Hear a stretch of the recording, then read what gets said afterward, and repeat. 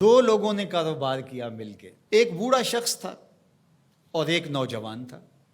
نوجوان جو تھا اس کے بچے تھے اور بوڑھا فارغ البال تھا اور اس کی بس ایک بیوی، اور وہ بات ختم۔ آج کل تو جو معاشیات کے ماہرین ہیں وہ سبق یہ دیتے ہیں کہ کسی سے مل کے کاروبار نہ کرنا، تھوڑا کر لینا، مل کے نہ کرنا۔ لیکن ایک زمانہ تھا کہ مل کے کاروبار کیے جاتے تھے اور برکت بھی ہوتی تھی۔ کاروبار انہوں نے کیا کھیتی باڑی کا۔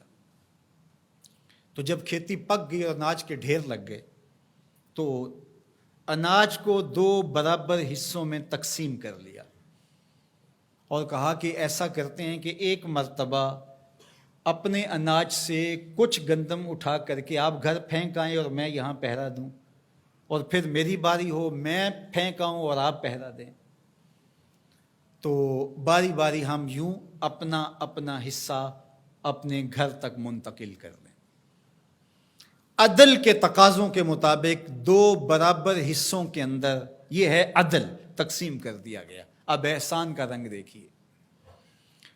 جب بوڑھا شخص گٹھڑی اٹھائے اپنے حصے کی گندم سے، غلے سے کچھ حصہ اٹھا کے گھر چھوڑنے گیا تو جوان نے سوچا میں تو جوان ہوں، میرا غلہ سال سے پہلے ختم بھی ہو جائے گا تو مزدوری کر کے بچوں کا پیٹ پال لوں گا، لیکن بوڑھا کیا کرے گا؟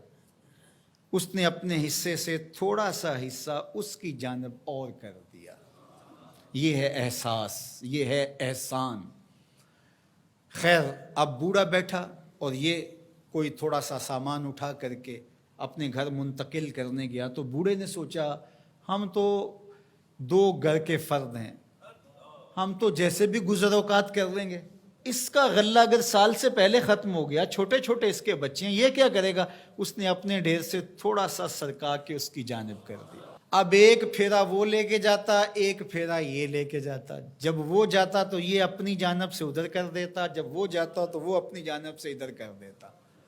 دونوں کے گھر بھر گئے لیکن غلے کے ڈھیر بھی ختم نہیں ہوئے۔ یہ ہے احسان۔ پھر سوچنے لگے یہ ہو کیا رہا ہے، تو پھر راز کھلا کہ ہم یہ کرنے جا رہے ہیں۔ تو جب احسان کرو گے تو وہ بھی احسان کرے گا۔